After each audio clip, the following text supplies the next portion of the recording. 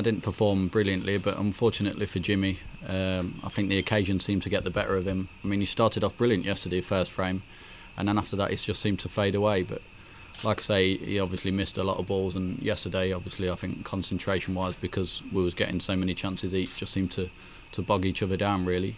But like I say, it's unfortunate for him because, I mean, it's everybody's dream to play at the Crucible, and he didn't really show what he's capable of, but I'm sure he'll be back. Yeah, I think he admitted to a few nerves, although he did take the first frame. Yeah, he did, like I say. I mean, obviously I expected him, if he was going to show any nerves, was to be at the start of the match, and it was total opposite, really. I mean, he started off well, and then the more he got into the match, he seemed to get a bit more nervous as it went on, which was strange, really. But yeah, I mean, obviously as a great player, you got to be a good player to get through to the Crucible nowadays with the standard the way it is. But like I say, I'm sure he'll be back, but as far as my performance is concerned, I'm just happy to be in the next round.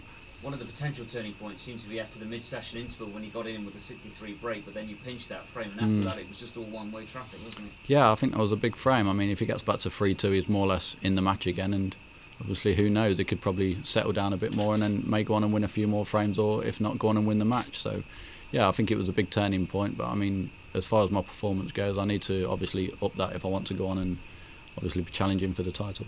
But obviously you can play your way into the tournament. It's just about getting over the line in this first round, isn't it? Yeah, it is. You never really feel a part of the tournament until you get that first round game out of the way, and now obviously you got the best of 25s. You feel as though you're more or less into the tournament now, so I'm really looking forward to the next round. And now playing Stephen Hendry.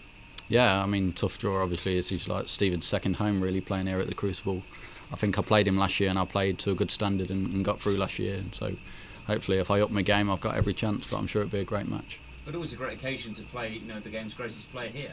Yeah, it is. I mean, when I was a junior, he was one of the players who I looked up to. So I mean, obviously, to be at the top of my sport now and be playing him in the pinnacle of our sport at the World Championships is obviously a great feeling. And you've got a bit of time before that match. Are you going to head home to Leicester?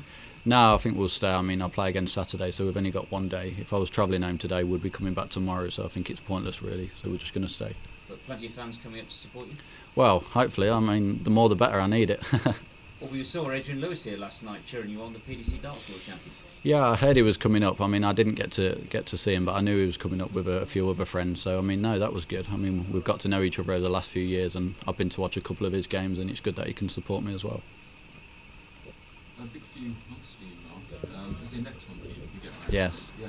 Obviously, you'd love to go into that as a world champion. Yeah, I mean, it'd be great. I mean, to be honest, before this tournament, I don't know whether I was more nervous about the wedding or the World Championships, but no, I mean, it would be great, like you say. I mean, obviously it would be a great occasion anyway, the wedding, but I mean, it would be nice, obviously, to put the icing on the cake to go there as world champion. Have you been able to focus on the snooker, or is Vicky sort of looking I have, yeah, because to be fair, like Vicky and her friends and family have more or less sorted it all out, so they've been really good, and obviously I've just been able to concentrate over the last few months and prepare as well as I can for the world. So you got out of it all?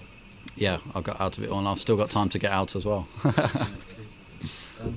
On Hendry, obviously you mentioned a little while ago, we've been here before, you beat him fairly comfortably last year, 13-5 I think, wasn't it, in the end? Do you still sort of think of him as a threat around here, or is he, you know, a bit of a dinosaur at the Crucible these days? No, I mean, just even his aura, I mean, obviously, like, wins him a lot of frames. I mean, obviously, even though he's been struggling lately and stuff, I mean, if you look at his body language, you wouldn't think any different. I mean, he still walks around the table exactly the same, winning or losing. But I mean, it's going to be a tough game. I know, obviously, I won last year, but every game's different, and I'm sure, obviously, this time will be. Hopefully, it could be the same outcome, and I'll play well and win. But I mean, it's still going to be a tough game, and I'm sure Stephen will be up for it just as much as I will. And he hinted at retirement possibly following his first round match. He said he's going to think about it this summer. I know he's often said similar things, but does that make him more of a threat, maybe, that he's maybe just going to come out and just have a real bash at it this year? Well, I still think, obviously, he loves the game. It's still in his heart, and he shows that, obviously, with a passion when he wins some big matches sometimes. But, I mean, it would be a shame if he does retire. I mean, obviously, he's great for the game, and obviously, he'll be sadly missed if he does retire. But, I mean, I'm sure as long as he can keep winning matches and still perform and get him through his matches, he'll carry on playing. Do you think it maybe makes him more of a danger, though, for your match, if he's thinking maybe one last big hurrah?